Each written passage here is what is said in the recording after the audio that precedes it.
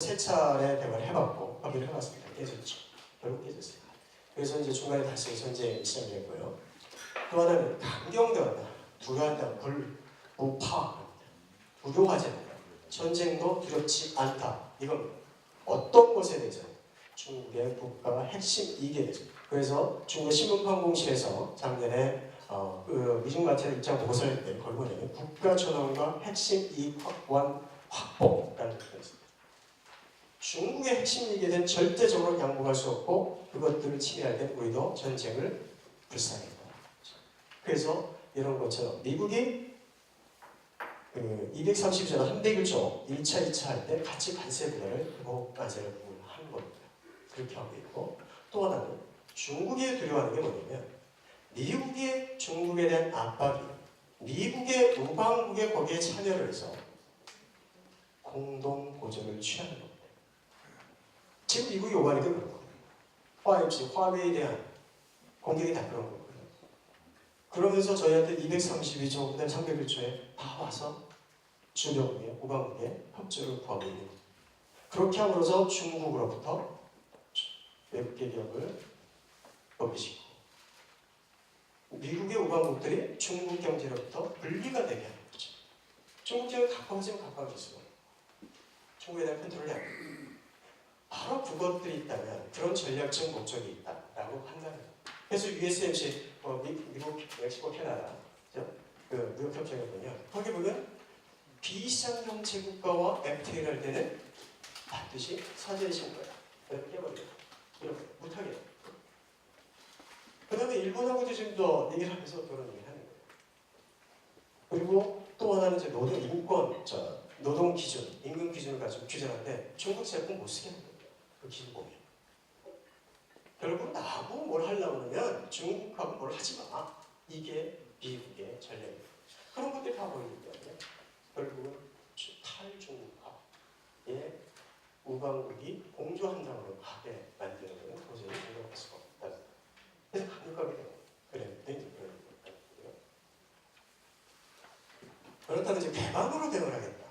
말씀드린 대로 중국은 어쨌든 개혁개방한 지 40년입니다. 작년에 40주년이 됐거든요. 개혁개방 1979년에서 40주년이 됐고 그럼 다 새로운 개방을 해야 돼요. 그래서 중국이 새로운 개방으로 있는 게 뭐냐면 1대1로 전략을 내면서 제2의 개방이라고 개방 전략을 표현했었어요. 1대1죠.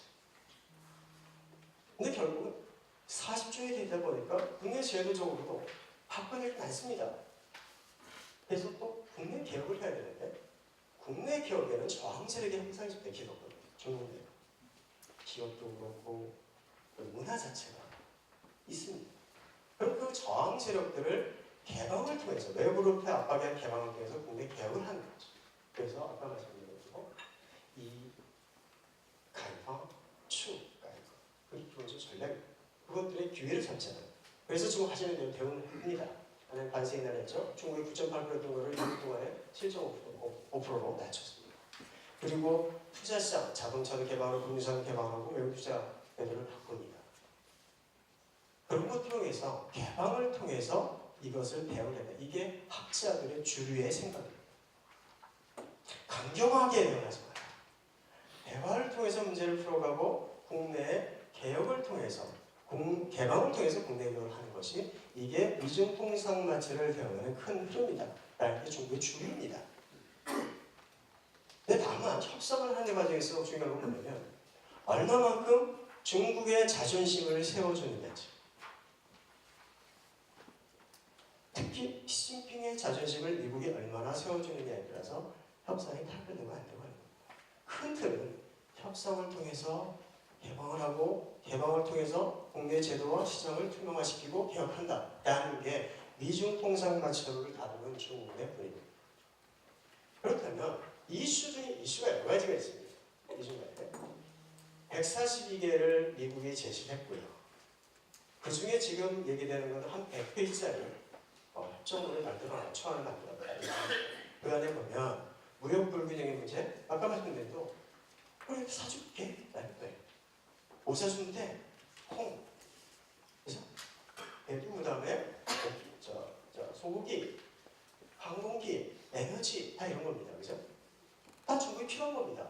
미중 마찰하는 과정에 미국산에는 콩에 대해서 관세를 추가 관세를 집었고 했더니 어떻게 됐냐면 중국의 브라질산으로 바뀌었어요. 콩값이 확 올라가 버렸어요. 그러니까 중국한테 도움이 안 되는 겁니다. 역시 미국도 콩 수출을 못하니까 거기 폭락을 하고 싼 거 못 사고 비싼 거 사야 돼요. 중국도. 그런 딜레마에 빠졌는데 콩 가지고 계속 확산을 하면서 500만 도 줄게, 사줄게, 1000만 도 사줄게. 그래서 그 콩이 확산의 카드를 쓰는데 그걸 뭐라고 하냐면 데드 로직이라고 중국에서 표현해요. 거기에 비판이 있습니다. 중국에서. 왜 이렇게 퍼져가면서 협상을 하지? 알고 있는 거죠. 하지만 중국은 자기가 필요한 카드를 내가 지금 직면한 문제를 던져주면서 제가 이렇게 보면 그래 이 6년 동안 1조 2천억 달러 사줄게 추가 안 될까요? 거기에 대해서 트럼프는 안 줘. 아우 좋아 협상이 잘 되고 있어요. 나쁜 표현할 때 대부분 다 그 얘기입니다. 거기에 대해서 만족한다는 표현이 있어요. 나머지에 대해서 아직 할 일이 많다. 이러고 그렇기 때문에 계속 이렇게 던지는 거지. 결국 이 얘기 뭐냐면 중국은 시간 벌게 합니다. 그러고 나서 타격을 하겠다. 이게 이제 조건이기 때문에 이런 것들을 다 줄여줄 수 있답니다. 농사를 사고 이런 것들. 근데 안 되는 게 있다. 기술 지적법 문제, 중국 제조이고 산업 정책 포기하는 거. 이건 안 된다. 그래서 핵심 이익에 대해서는 절대 포기할 수 없다. 이 중국이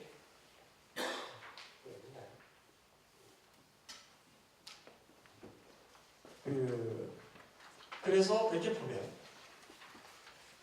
G20 정상회담에서 G20 때 양국 정상회담의 발표문이 이렇습니다. 이런데 중국의 발표문은 뭐냐면 시진핑 주석이 트럼프를 만나서 문제를 잘 해결해서 추가적인 관세 조치를 안 하기로 합의했다가 첫 번째 홍보사항이고요. 미국의 홍보사항은 트럼프의 홍보는 뭐냐면 중국이 미국산 제품을 실질적으로 구매하기로 합의했다. 이 딱 보면 두 가지입니다. 자, 이 미중 간의 협상에서 이게 트럼프는 실리, 시진핑은 명분입니다. 우리가 제일 두려워하는 게 뭐예요? 만약에 트럼프는 실리만 챙기고 시진핑은 명분 챙긴다. 그러면 미국산 사는 거로 끝난다는 협상이에요. 전혀 우리가 말하고 전혀 기대하지 않는 결과가 나올 수도 있습니다. 지금까지 그렇게 발표하지 못했어요. 그래서 1조 2천억 달러 사주고 시진핑한테 그래 너 잘 해결했어. 시진핑 국내적으로 내가 협상을 해결했어. 이거 이 표현을 보면 서로 두 가지의 그 문제를 다루는 포인트가 다르다는 걸 느낄 수가 있고요. 그 다음에 4차까지죠. 7차까지 협상을 했는데요. 이 안에 보시면 주로 무역 수지 불균형 문제는 거의 마무리가 돼갔습니다. 한 6가지가 남았어요. 기술이적 문제, 지적권 침해 문제, 비관세 장벽, 그 다음에 인터넷 공격, 인터넷 절도 문제, 그 다음에 서비스 개발, 농업. 그러니까 농업, 서비스, 지적권, 비관세 장벽, 기술 강제 이런 거는 거의 다 마무리가 돼 있어요. 인터넷 절도 문제. 여기 빠진 게요. 여러 가지 얘기를 하면서 중국 제조 2065라는 나라가 안 나옵니다. 산업 정책에 대한 얘기가 없어요. 자, 그거를 빼고 합의를 하려고 했던 거죠. 그럼 중국의 자존심이 생긴 겁니다. 핵심에 남고 있겠다. 그죠? 그래서 이 정도에서 양보를 하겠다. 합의를 만들겠다. 근데 보니까 그게 빠져서는 진짜 아무것도 없는 찐빵이 됩니다. 세계적으로 이제 미중 통상만 태울 때 중국의 중국 제조 신산업관의 국유기업에 대한 보조금 지원 이것들이 없어지지 않으면 안 되는 겁니다. 근데 그걸 어떻게 하려고 했냐면 그리고 이걸 WTO로 가져가서 미국은 이렇게 한 다음에 WTO로 가져가서 유럽이나 이런 데 공조할 거기 때문에 거기 가서 다루지 이렇게 생각하고 접근할 수 있었어요. 근데 지금 그렇게 해서 되겠다는 거죠. 그게 이제 전체적으로 보면 마치 100페이지짜리 지금 합의문이 만들어져 있는데 대부분의 이것들을 포함한 겁니다. 그 안에 또 최근 추가된 게 뭐냐면 인터넷 환율 문제입니다. 인터넷 환율 문제는 아까 말했던 중국이 환율을 이렇게 좌락을 시켜서 위에다가 가치를 떨어뜨려서 미중 통상 가치를 태워놓겠다는 생각은 없습니다. 다만 미국이 요구하는 환율을 안정시켜달라는 거죠. 그건 또 오케이.